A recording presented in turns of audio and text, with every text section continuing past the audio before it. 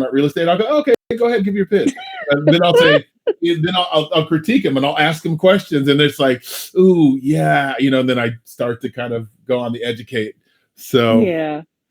All right, let's go ahead and get started. So, I guess we'll wait for it. We'll let people jump in as they jump in. But, Okay. the noon hour is always a hit or miss for people. So, the first question I'll start off with both you and Jazz with is, when's the last time something really excited you? I mean, it excited you to the point to where you couldn't wait to share it with someone else. When's the last time that happened? Oop, my camera's up. Didn't even realize that. Do you remember when? I'm sure something. I can't think right now, though. Okay. Jazz, how about you? When's the last time something really excited you that you couldn't wait to share it with somebody? Ooh. I can't think of something right away. Okay. So, but if you think about like the nature of our business, sometimes something comes on the market. Like I'll tell you, what's exciting Latricia right now is she's going to be going on a listing appointment this weekend. So she's excited about that. She's getting her ducks in a row, right? And you share that with me. So that's what happens. So, it's kind of the nature of things that, we get excited about something and then someone else gets excited about the thing we're excited about.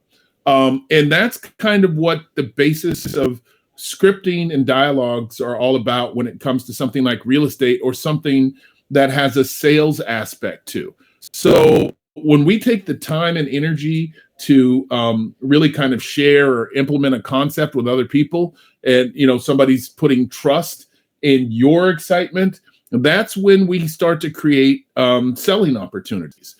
So success is all about attitude. I think we all know that. It's all about attitude. It's also about aptitude, what we know and how we've learned it, but it's all about attitude. A good salesman can sell you anything. And while real estate is not exactly a sales job, even though our licenses say real estate salespersons or something like that, it's not exactly a sales job, because in real estate, you will never have an opportunity to sell anybody anything. So what do I mean by that? Real estate is a very emotional process when it comes to your average homeowner, or your home buyer or home seller. They're connected to it. It's a part of them. It's a piece of them.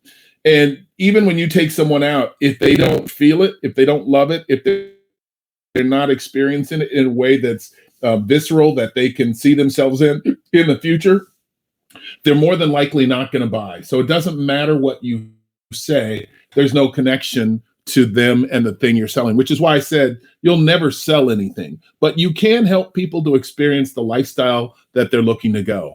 And Latricia, you said it earlier, is knowing what to say and when to say it is an invaluable skill. It's a tool that we all must have to function properly. So when we start prospecting, in order for us to feel successful, right? Because once we start to gain a little bit of success is also infectious, right? It's like you get excited about going to do your next one, and then the next one, and the next one. And it's like, I got so many deals going on, I don't know what to do with myself. And you're just happy, yippee, skippy. Your attitude has changed completely. You are ready to own the world, basically.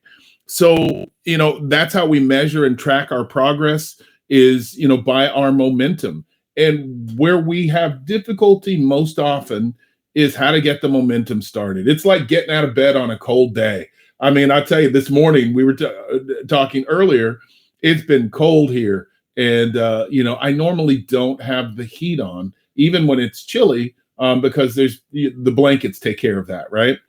But lately, because it's been like near freezing, we turn the heat on a bit at night. And I'll tell you, early in the morning, when that heat is just comforting your body and you're kind of going, I don't want to get out of bed, that's a lack of momentum. But then you put those first steps on the floor and catch the chill of the air in the room, and then you're ready to go, right? That's kind of how we start off when we're prospecting, which is the thing that we hate. And most of us don't prospect effectively, primarily because we don't know what to say. How do I get somebody to engage me in a way that's meaningful? So I'll ask you guys both this, and I'm sure you've both had this experience, or everybody's had this experience. So you've been to your favorite store. I don't know what it is. Let's say your favorite clothing store, whatever that is. You walk in, and the salesperson immediately says, "Hey, how you doing? Can I help you with something?" What's your first reaction? What's the first thing that you say? Anybody? What's the first thing you say? No, I'm good. Just looking. Absolutely. Nope, I'm Just good. That's a universal statement. Nope, I'm good. Just looking. And they're like, "Oh, okay." That's the start of a bad sales experience, because that's you interpreting that person as selling you, right? We love to buy, but we hate to be sold. So the minute that person starts off and says, "Hey, how can I help you?" "Oh my God, can I have time to kind of look around the store first before you start pressing me to buy something?" Versus an experience that happens like this, to where we go into the same store and we're greeted by a different salesperson, and that salesperson says, "Hey, welcome to the store. Go ahead and look around. I'm here if you need me." Right? Much better experience. We experience the moment differently. We feel more favorable about our prospects and opportunities to shop. And we end up probably buying something. Now, an even better salesperson does this. They keep an eye on you as you're kind of moving around the store. And this is the first part of our lesson. They'll do what's called an A/B close, and literally the letter A and the letter B. And what an A/B close is all about is it's not about if you're going to buy, it's what you're going to buy and how many. So the way that A/B close works is they'll say, "Oh my God, Latricia, that color looks great on you. We also have that same color in red. Would you like to try it?" Now you're faced with a choice, and the choice is not if I'm going to buy, it's going to be what I'm going to buy and how many.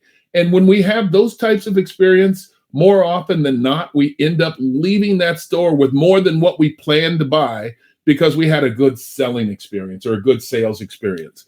And that's the thing as realtors that we want to create. So as we launch into kind of knowing the things we want to say and how to say them, that's kind of the core of us. That's what creates our momentum to prospect, to meet new people, so that we can get more selling opportunities or more selling experiences.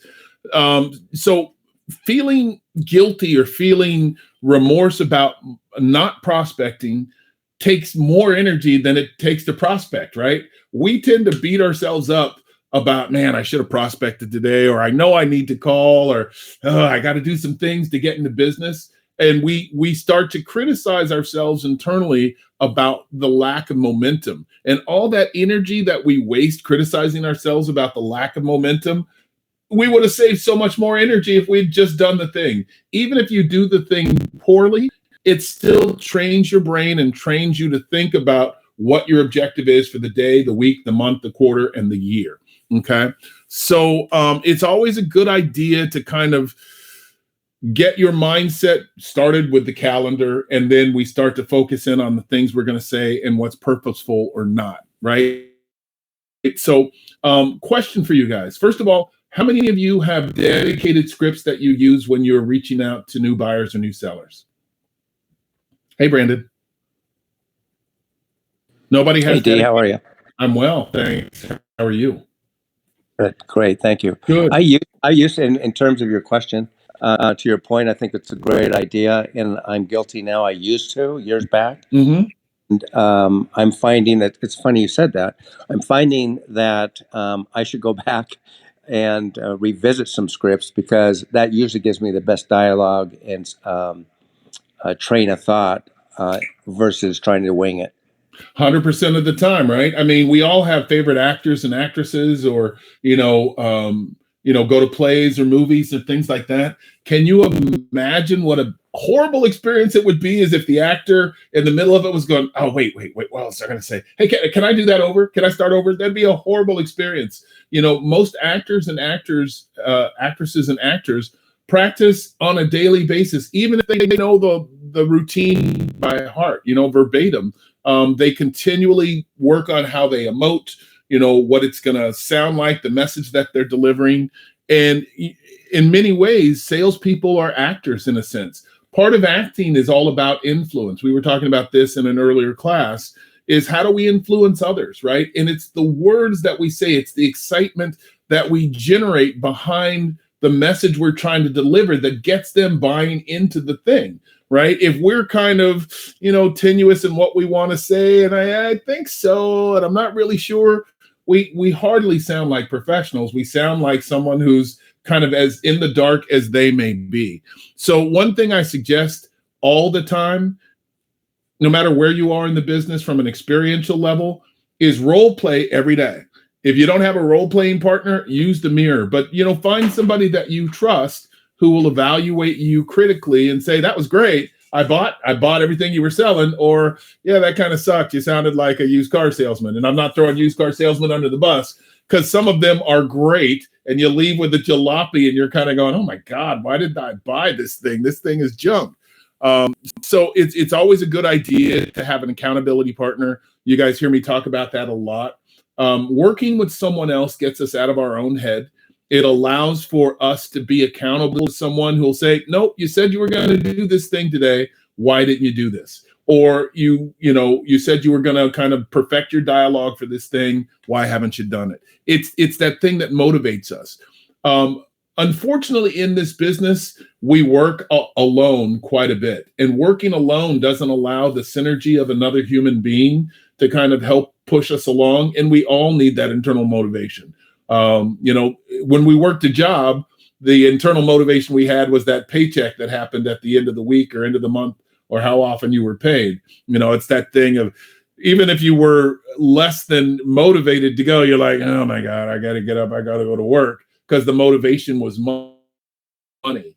But in real estate, money is not necessarily the driver, right? You all ventured into the concept of entrepreneurship, and that is your driver, and it's not necessarily predicated on money. It's more specifically predicated on success. A lot of people, including me, I hate to fail, so I will drive something as far as I can drive it, because I don't like to lose. So that's usually my motivator. And the benefit to it, or one of the benefits, is the fact of, I get compensated well when I do something well. So as we talk about scripts and dialogues, if you think about a script, what is a script? A script is nothing more than a tool that gives you an effective way to deliver a message to someone, right? It actually helps you to structure your thoughts to where you're not scrambling and thinking about something to say in real time. And if you think about a script, is one prospect doesn't know that you use this exact same words to the next person, right? They don't know. Have any of you ever been to an amusement park, Disneyland, Six Flags? When you go to something like that, a theme park or a customer level experiential place like that, each and every customer feels as though that experience was tailored to them, when in fact it's a carefully derived script that is designed to deliver the maximum enjoyable experience to all. Hey, folks, welcome. What you're going to experience is a ride through space that will transcend and transform you into another universe, right? That's a script. But as you're hearing it for the first time, you're like, wow, you're going to take me where? That sounds great. And you begin to buy into the excitement that's generated by either the host or the person that's conducting the ride or the tour or whatever, right? That's kind of what we do. We're taking people on a lifestyle tour when we're talking about either listing their home or selling their home. We're getting them excited. I shared earlier a concept of away from pain and towards pleasure. So, and that works for either a buyer or a seller. With a seller, it works this way. So we all live in our house, and we love our house, but over time, houses start to deteriorate, either through poor maintenance or systems just stop working. And then we have to look at the functionality of our house or the infrastructure. Oh, I've got to replace this thing. It's not working anymore. Or I've got to fix this thing. It's broken.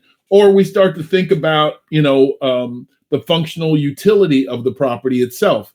to where, it's either we outgrow it, it gets too small. I wish I had something bigger, or it'd be great if I had this feature. That's the pain part. Even though we love our house causes us pain, just like our relationships. Our relationship causes pain, even though we love the people that we're in the relationships with, be it our children, our spouses, our families, things like that. But where the pleasure part comes in is where we start to get them to dream about what the next thing would look like, right? If you could have whatever, you're complaining that your bedroom's too small and you wish you had a pool, or you wish you had a bigger garage, or a larger living room, or whatever the feature is that they're looking for. Well, tell me about it. What would that look like? If money was no object, what would that look like? Oh, I'd have a big, great room with, a giant 100-inch television and a big gourmet kitchen and whatever those things look like. Now you get them dreaming about the thing that they want, and they start to defocus on the pain that's causing them to think about the thing that they want. And so how do we get there? How do we do that? We go back to the pain and say, Mr. and Mrs. Seller, I'd love to get you there. The first thing we need to do is probably get this property on the market so that we can begin to focus on the thing that you want, right? Away from pain towards pleasure. It puts that seller in a different mindset. That also works effectively for a buyer as well. So with a buyer, it's obvious pain. I'm paying somebody else's rent or mortgage. I live in an apartment complex to where my neighbors are inconsiderate, or whatever that point is of the lack of ownership, and we can get them to focus on the joy and the potential of ownership. So we're constantly influencing or adjusting someone's experience to achieve a positive outcome.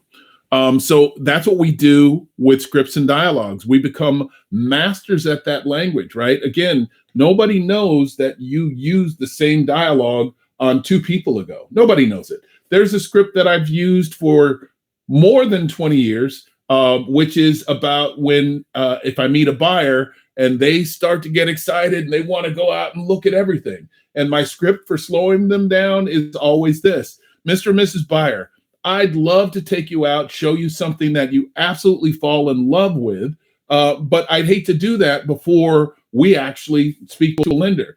A lender helps us to know what the actual amount you can afford is, or how much house we can get based on, what your wants and needs are. Does that make sense? And that immediately slows that buyer down. It allows me to create a collateral relationship with a lender so that they can get what they need. Everybody has a common understanding, and it doesn't cause me to do more work than what is necessary, because I've now effectively controlled the scenario for the buyer. Okay, so that's a script I've used. But it also allows me to build rapport with that person. I've now effectively represented myself as an expert that he can count on, or she can count on, because I've taken some of their excitement and rechanneled or directed it so that it can be effective and produce a positive outcome. Oftentimes when we just jump them in the car, they get disillusioned because they see a lot, and then they finally get with a lender, or they finally get a dose of reality, and they're going, oh crap. That's why they don't call us back, because we didn't manage the experience effectively. We allowed them to go out and blow their excitement, on something that's probably not within reach. And so they get disillusioned, and start to spiral out of the event of wanting to purchase. Okay, so definitely build rapport. Right, the minute you start to build rapport, it's no longer work. It's a professional relationship that you've established yourself as the expert in. So once you do that, lots of Q&A happens. Lots of question and answers, lots of acknowledgement and ask scenarios happen. And it's kind of a transition phase. They move out of that, I want to have this happen, to more of a sense of curiosity, and then finally into that phase of absolutely, let's get started. Some of the language that we use, some of the phrases that we use to gather information that allow for that control of the conversation and lead that potential prospect to want to do more work with you, or are statements like, so you heard me talk about the away from pain and towards pleasure. So I mentioned one, which is, tell me a little bit more about that thing that you're wanting. If you could have that dream house, what does that look like? So we use statements like, could you tell me about? Right now, that's an open-ended statement and less of a closed-ended statement that could only produce a yes or no. That could you tell me about allows them to expound upon what their thinking is. They're sharing their dream, their vision, thereby creating rapport with you. And you're able to collect much more data and information, which gives you a better opportunity to work effectively. Another way of phrasing that would be, could you tell me if? Could you tell me if is also another way to elicit that information. Guys, if we're not collecting as much information as possible, we're doing ourselves a disservice, and we're doing that customer that we're trying to work with a disservice. Another statement we could use is a statement like, oh, really? Right? I mean, think about in everyday conversation when we say, oh, really? And then somebody's like, yeah, and this thing happened, and this thing happened, and it was really cool. I'll tell you, I'm a grandfather. And being a grandfather, your grandchildren surprise you in many different ways, by some of the things they say. Like you say, oh, really, to a 5-year-old, their eyes get as big as saucers, and they're like, oh, really? Yeah. And then what he did was this and this and this. And believe it or not, that playful, youthful joy transitions to us as adults. We kind of draw on that early development, that primal behavior, that somebody gets excited about the thing that we're interested on the same level that you are. Okay. Another statement would be, you hear me say this a lot. Does that make sense? Or does that sound fair? What you're doing is you're kind of testing the room. You're feeling if that excitement is still consistent and being generated as a result of things you may have shared or things you may have said. So could you tell me if, oh, really? And, does that sound fair or does that make sense? Those are all statements that you can start to incorporate. So those are filler phrases that actually help you to transition from either an early awkward meeting into them solidifying and aligning with you as the expert who's going to help them achieve the thing that they're trying to get to. Okay. Other phrases that we could kind of address or utilize when we're really trying to create truth in terms of the client relationship we're developing and get them to move forward are things like, like I said, that makes sense, doesn't it? That's one, does that make sense? That makes sense. I love that. I'm sure you understand is another component of that. That makes sense, right? I'm sure you understand how that works. Oh, yeah, no, I get it. And it also gives them an opportunity to present an objection at that point if there is one, right? It helps to filter out those things that could potentially cause them not to move forward with you. Another way of doing that would be, that's right, isn't it? Well, you told me that you were really hoping to get, when you talked about what you were dreaming of, a 4-bedroom, 3-bath house, with a swimming pool and a large lot. That's right, isn't it? Right. That it's also known as a tie down statement. It gets them to do yeah, that's it. Right. Again, the more we can focus them on moving towards the dream, the better we can start to exercise or utilize the away from pain and towards pleasure. Right. The more we get them away from the pain and towards the pleasure, the more deals we're going to create. Okay. And another way it would be you can see that, right? Or you can see that, can't you? Right. And again, any point of opportunity that you can get them to align with the thing that's going to actually create the joy is a better thing for you. Does anybody have any questions at this point as I'm moving forward? Everybody good? We're still hanging in there? Okay.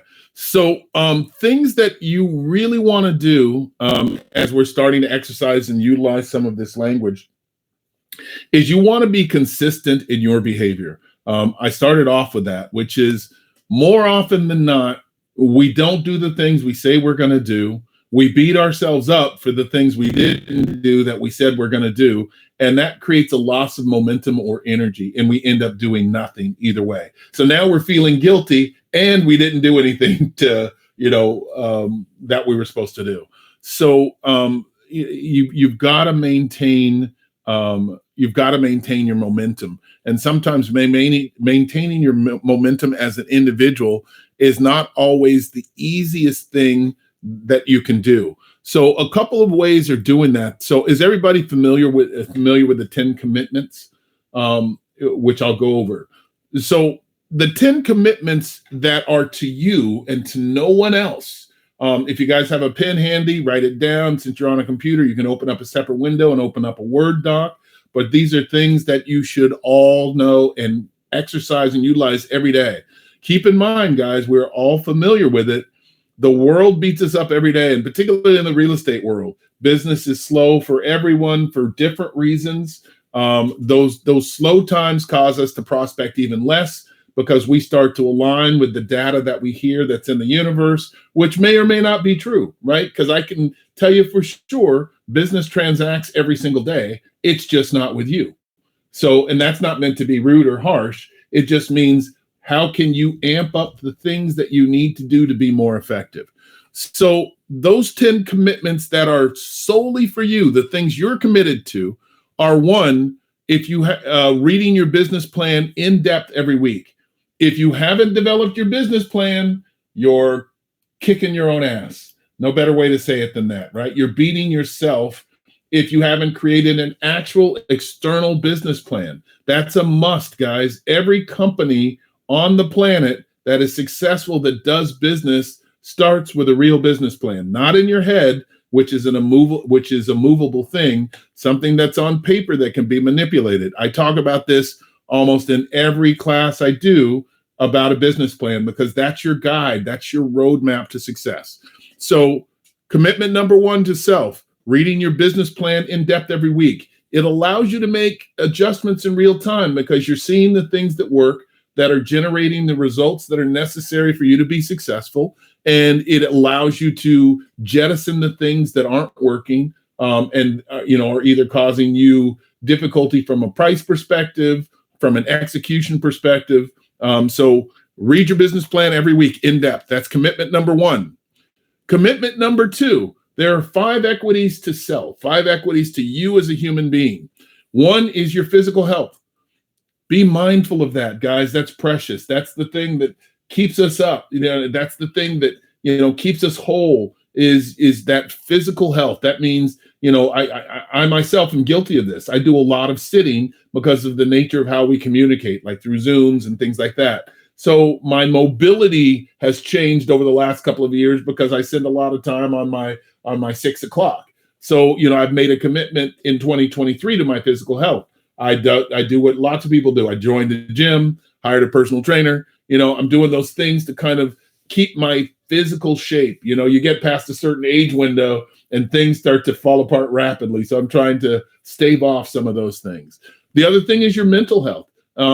Interact with others as frequently as you can. Laugh often. It helps to keep things like depression in check. Sometimes we isolate so much, it creates a type of what's called exogenous depression, to where we get mired in the things that surround us, and it causes a type of immobility. It's a type of paralysis. We don't feel like doing anything because we haven't done anything. So it's this weird oxymoron thing.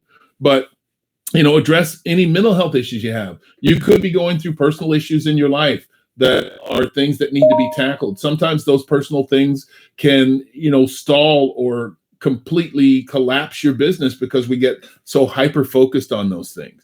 So these are things we need to pay attention to and address on a daily basis.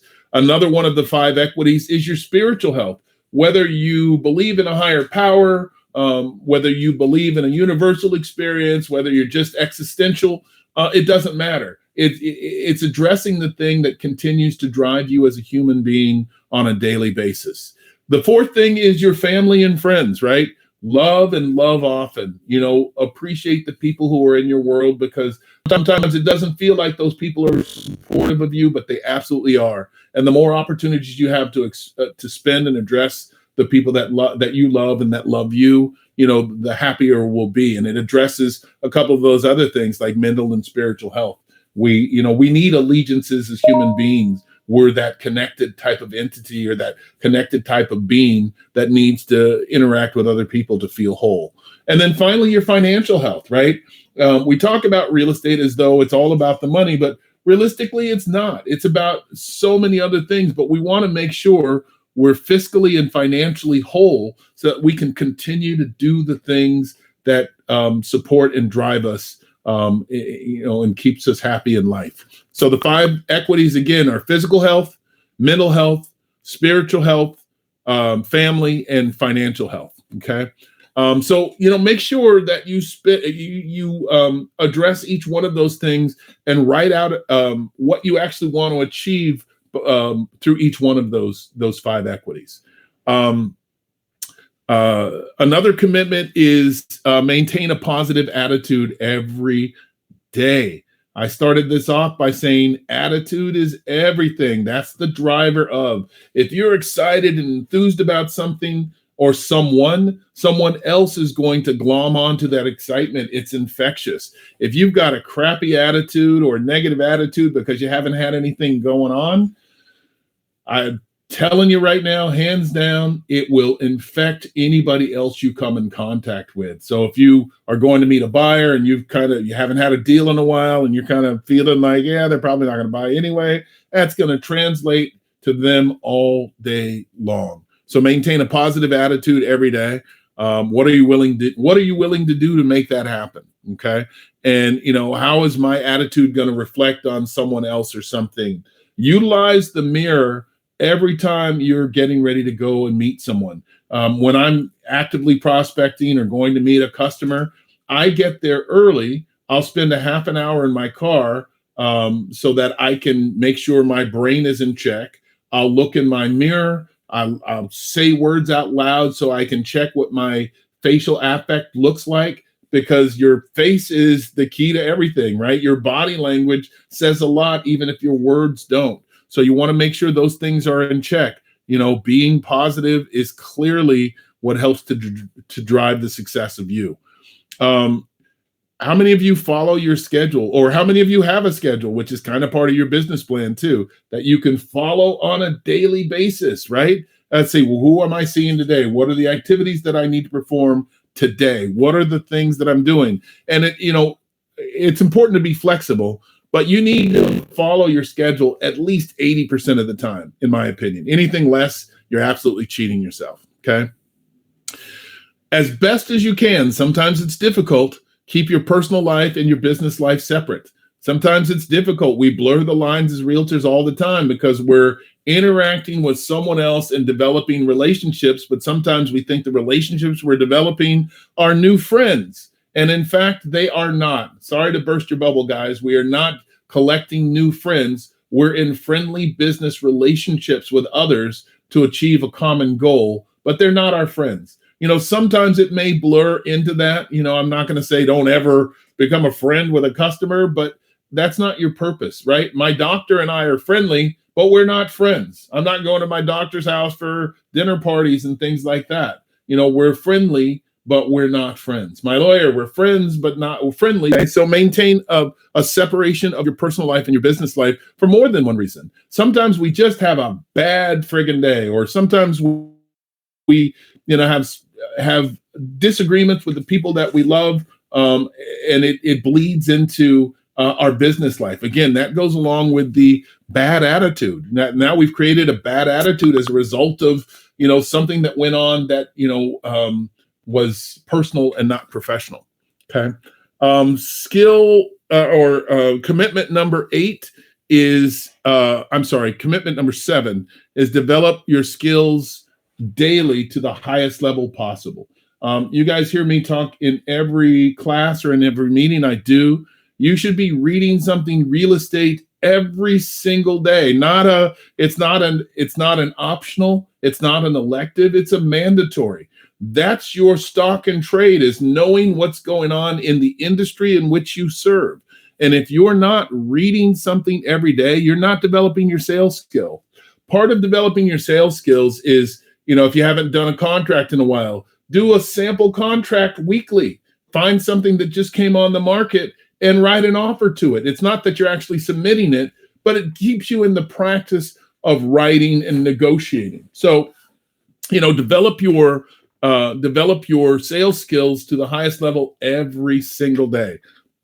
Read a piece of real estate, constantly practice your craft, which also includes, by the way, practicing your scripts and dialogues every day, to where it no longer feels like I'm practicing scripts and dialogue. It feels by rote. It starts to integrate and insinuate itself into your daily vernacular. Okay.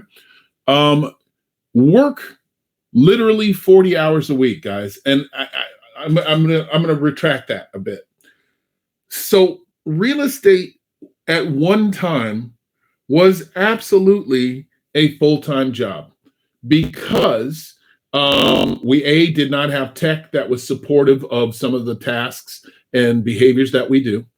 It was a proprietary business, which meant people had to come to you to do the business. There was no internet. There was no search online, because there was no online. The keepers of the information were us, the practitioners. So it was mandatory that you kind of worked 40 hours. People walked into your office in those days. They made phone calls to your office in those days. So it made prospecting a hell of a lot easier, for sure, because they had to come to you versus you chase them, per se. So that made it more of a 40 or 50-hour a week job. Now, because we have so many tools, tech tools at our disposal, it makes it much more easy, much more effective to kind of get work done efficiently. But that being said, it doesn't mean that you have to involve yourself in a 40-hour week, because a lot of times what we do is we do things that feel like work, but that produce no outcome, right? I'm working on my website, or I'm getting ready to update my database, or we're doing everything that feels like work, but doesn't produce an outcome, right? Because we're trying to validate what our behavior is, and when in fact, it really is going to produce an end result of zero, because when we work a job, we're trading time for money, and trading that time for money allows us a different type of flexibility. When we're in an entrepreneurial relationship, we're trading performance for money.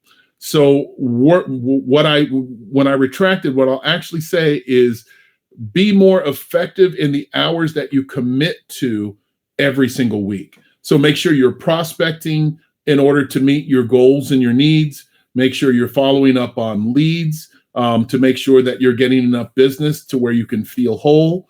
Make sure that you're going on enough listing presentations or meeting with enough buyers. In other words, getting enough appointments to where it keeps you whole, and that you're spending time negotiating contracts. That's the core of what you should do. So if that equates to 20 hours a week, so be it. If that equates to 40 hours a week, so be it. But you need to do enough activities to fulfill your goals on your expressed or your written business plan. If you're not coaching, then get somebody to coach. That could be your accountability partner. Do the things that you said you're going to do versus altering the things that you said you're going to do. So if I said I'm going to go out and get 3 appointments this week, but I'm feeling kind of crappy, the weather's cold, not feeling my best, maybe I'll just do 1 appointment this week and I'll do 3 next week, right? That's cheating yourself. Don't edit what you committed to. Do the thing you committed to. No exceptions. And then do the right thing 100% of the time for you and your customers, right? Sometimes, like I said, we let ourselves off the hook because we don't have an effective business plan. We don't have someone who holds us accountable. So we kind of manipulate and alter so it feels like we're doing the thing when in fact we're really not, because the results will always tell you the truth. Numbers don't lie, right? So if you're consistently getting zeros on your number or not reaching the goals that you plan to do, you've cheated yourself, right? Numbers don't lie. Results don't lie. A 0 will always be a 0 with no effort. Okay. All right. So when we're talking about developing healthy scripts and dialogues, things that we also want to talk about is honesty, or a sense of integrity.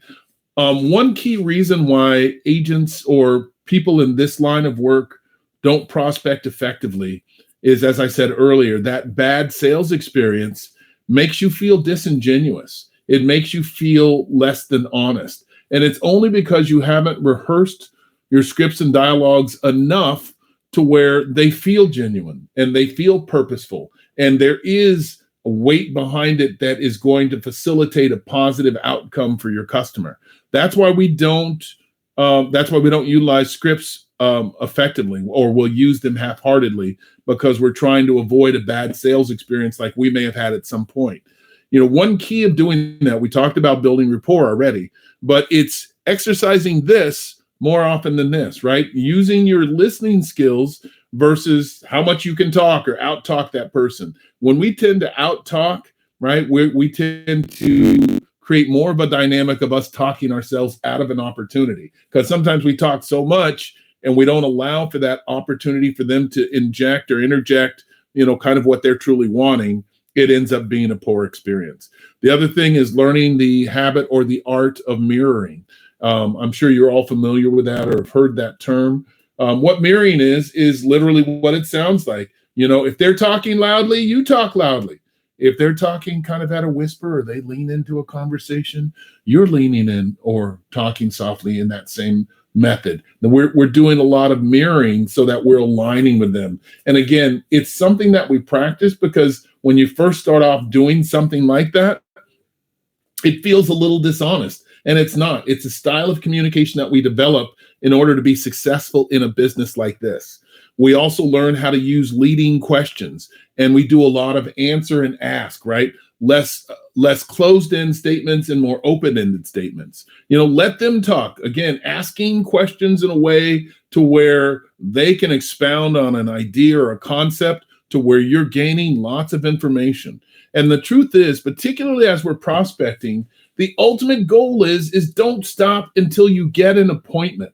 And what do I mean by that? You guys have heard this probably for as long as years.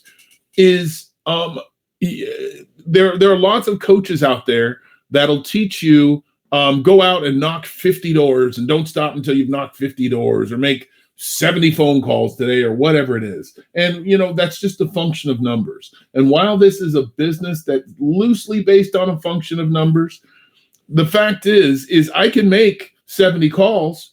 But if none of those calls resulted in an appointment, it's just an exercise of calling, right? Sure, I'm learning some things in the process, but it's demoralizing if I do this over and over again. Made 70 calls today, nothing. Made 70 calls today, nothing. Made 70 calls today, nothing. Eventually, I'm going to stop making 70 calls because this isn't working, right? Or we'll abandon that particular task because it doesn't feel purposeful. Versus making a subtle adjustment in thinking, which is, I'm going to get one appointment today, right? And if it takes me 20 tries to get one appointment, great. I'm done for the day. I got what I set out to do, which was one appointment. So focusing on the numerical value of a task allows you to complete the numerical value of that task. It doesn't actually create an outcome. When you focus on what you want or need the outcome to look like, that's when you have success. So, again, realigning or readjusting what it is that you're trying to do. I need one appointment today, because we know that every day that we don't have an appointment, we are unemployed. Every single day you don't have an appointment, you're unemployed. So then you have to start asking yourself, how many unemployment days can I afford this week, this month, this quarter, this year, right? Some of us have a lot of unemployment days, which creates frustration for us all, okay? So when you're prospecting, don't focus on the numerical value, 50 doors, 70 calls, anything like that. Focus on the number of appointments, because that's the only thing that counts. That's the only measurable performance you have in that particular instance, okay? Let's see, where are we time-wise? We've got 10 minutes. So I don't want to open up too much. I'll save some for our next session. So that way you guys aren't left kind of with a couple of cliffhangers. Couple of other things that I'll share, which is kind of setting up as we're talking about language, that language has to tie in with your prospecting efforts. So again, we've talked a bit about setting goals.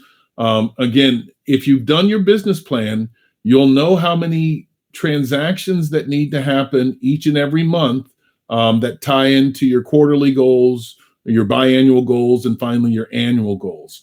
So if you're committed to doing, I'm just going to say simply, 12 deals a year, which is a deal a month, which by the way is very easy to do because it's only 32 hours of work historically to do one deal. So if that's part of your goal, or if that's part of your business plan, then that allows you to define your market that fits in with your prospecting plan and something that you can execute on a daily basis.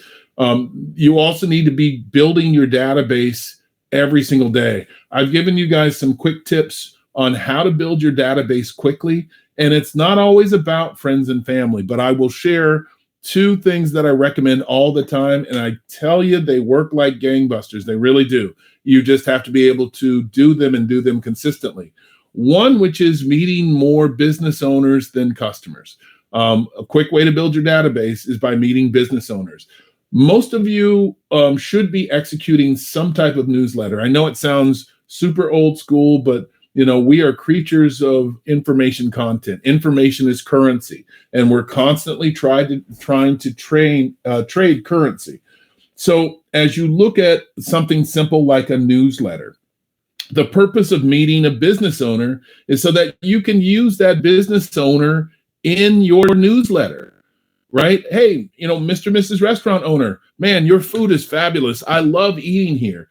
I'm a realtor. I have a newsletter that goes out to everybody in the community. Would you mind if I shared this with the community? Can I write a little story about you and this restaurant? How many of you think that business owner is going to go, no, I don't want that additional advertising. Don't bother. None of them. I guarantee none of them, unless you're going to write a bad review. But, they're going to actually say, yeah, great. Include me in your newsletter. You send something out to the community every month or every other week or whatever the frequency is.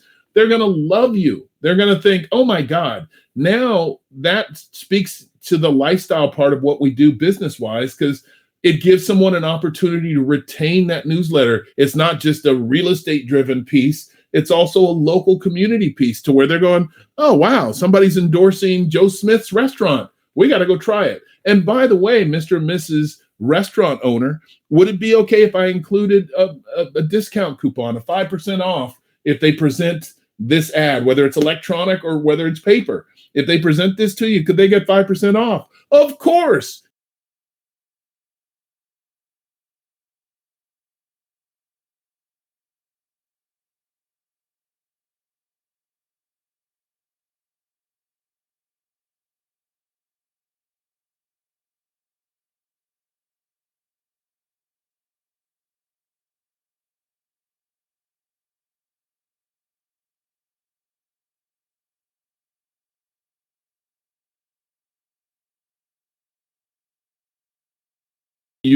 Per se, right? We tend to think about friends and family and we're going, oh, I know Uncle Bob can't buy.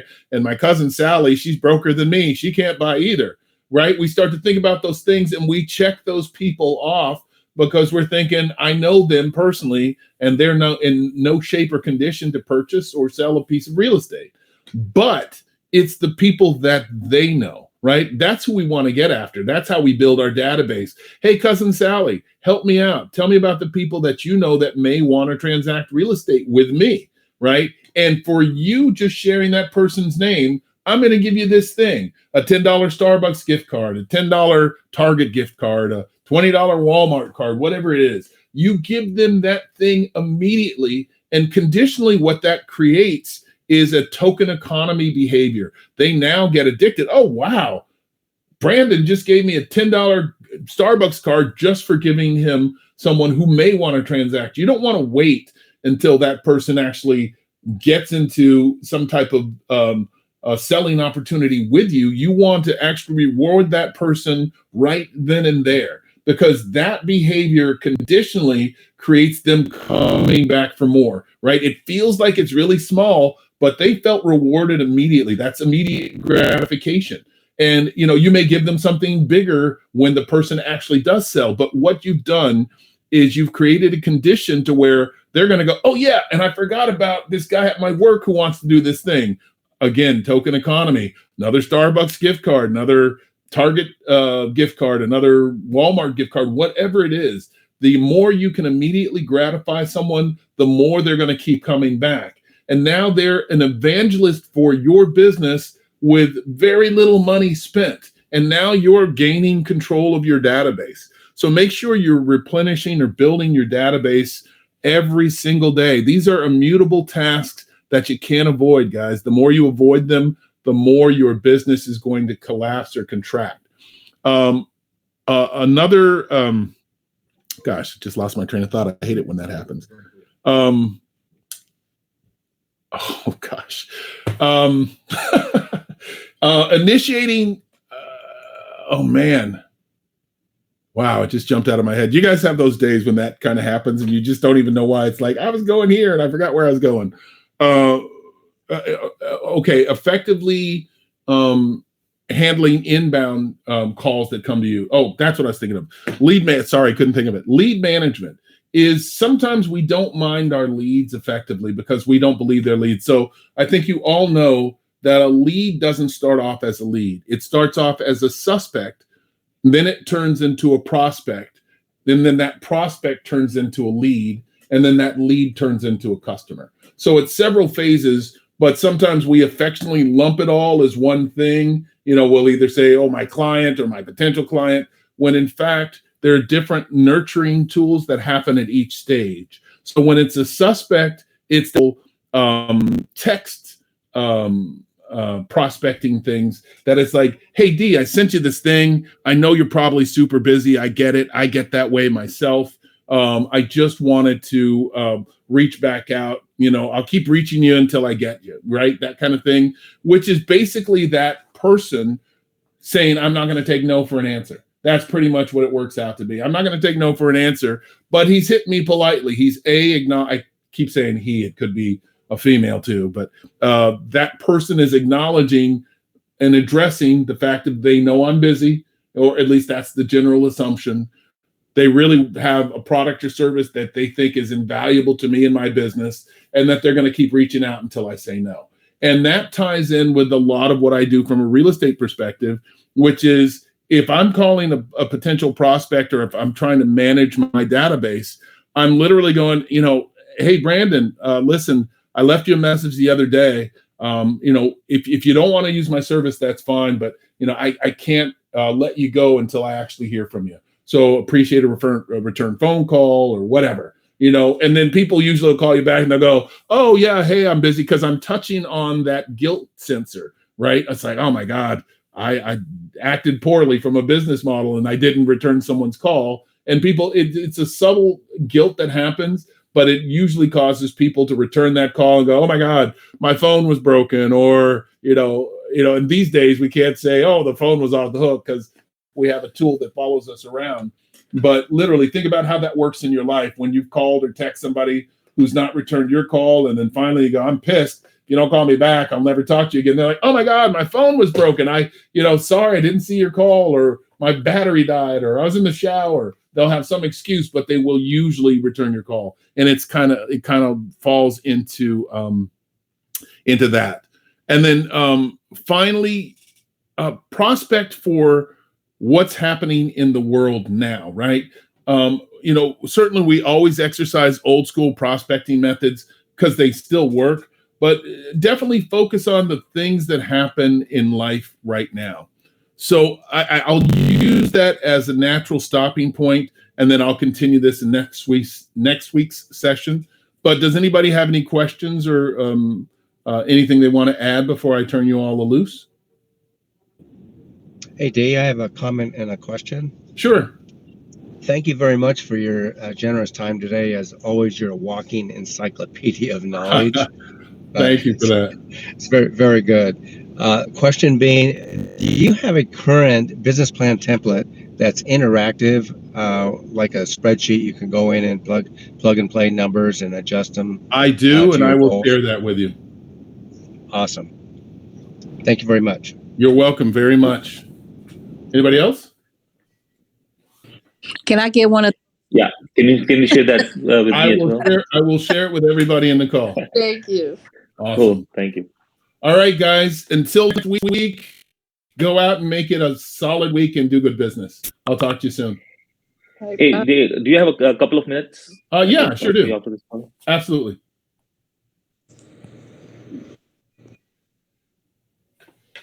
All right, guys. Take care.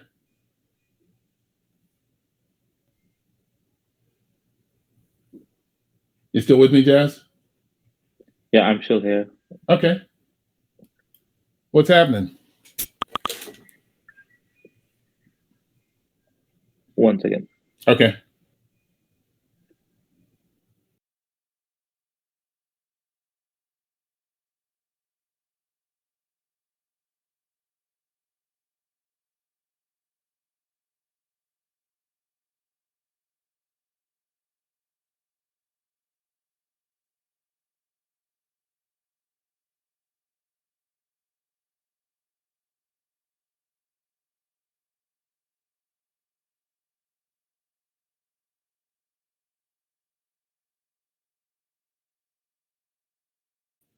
I don't think I want to make any change in terms of my branding. Okay. I already have my own S corp with Jazz Gulati Realty. Okay. Realty Inc. And I have my own website with that. Okay. So how does that work in terms of you filing a DBA? Can you